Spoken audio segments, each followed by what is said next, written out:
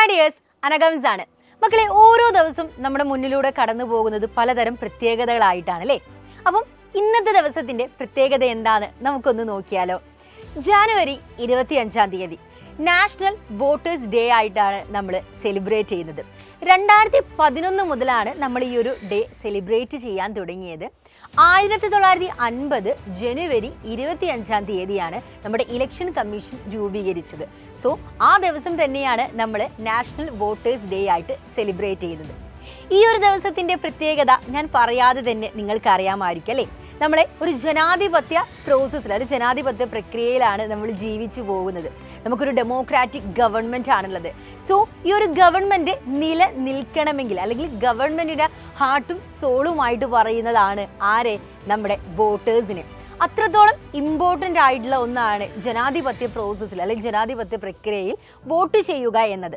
എന്നാൽ പലപ്പോഴായി നമ്മൾ കാണുന്നത് എന്താ? പല ആളുകളും വോട്ട് ചെയ്യാതെ മാറി നിൽക്കുന്നു. എക്സ്പെഷ്യലി നമ്മൾ യൂത്ത് ആയിട്ടുള്ള ആളുകളാണ് മാറി നിൽക്കുന്നത്.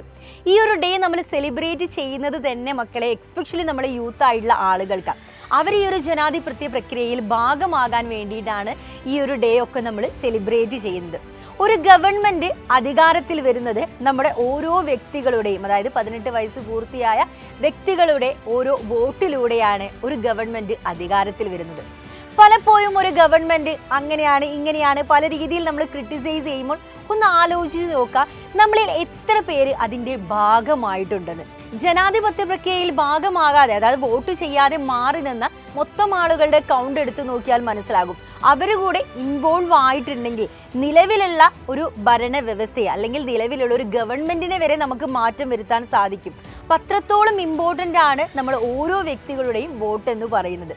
നമ്മുടെ ഇലക്ഷൻ കമ്മീഷൻ രൂപീകരിച്ച വർഷമാണ്, ആ ഒരു ദിവസമാണ് നമ്മൾ എന്തായിട്ട് സെലിബ്രേറ്റ് ചെയ്യുന്നത്? വോട്ടേഴ്സ് ഡേ ആയിട്ട് സെലിബ്രേറ്റ് ചെയ്യുന്നതെന്ന് പറഞ്ഞല്ലോ. ഇലക്ഷൻ കമ്മീഷന്റെ ആസ്ഥാനം എന്ന് പറയുന്നത് നമ്മുടെ ന്യൂഡൽഹിയാണ്. ആർട്ടിക്കിൾ 326 പ്രകാരം ഓരോ പൗരനും ഇന്ത്യൻ കോൺസ്റ്റിറ്റ്യൂഷൻ, ഇന്ത്യൻ ഭരണഘടന ഉറപ്പു നൽകുന്ന ഒരു അവകാശമാണ് വോട്ടവകാശം എന്നത്.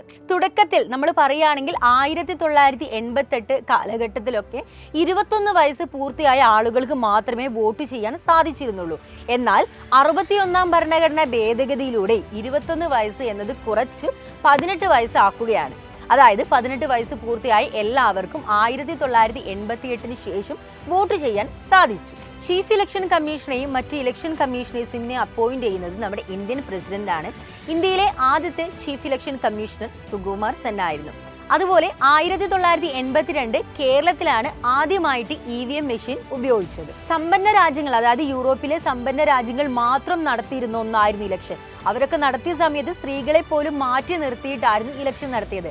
എന്നാൽ ദരിദ്രരിൽ ദരിദ്രയായ ഒരു രാജ്യമായ ഇന്ത്യയിൽ ജാതി മത വർണ്ണ വർഗ വിവേചനങ്ങൾക്ക് അതീതമായിട്ട് ഇന്ത്യയിൽ ഇലക്ഷൻ നടത്തുക എന്ന്, അതായത് ഒരു ഡെമോക്രാറ്റിക് രീതിയിൽ ഇലക്ഷൻ നടത്തുക എന്നത് ലോകരാജ്യങ്ങൾ തന്നെ ഉറ്റുനോക്കിയ ഒന്നായിരുന്നു.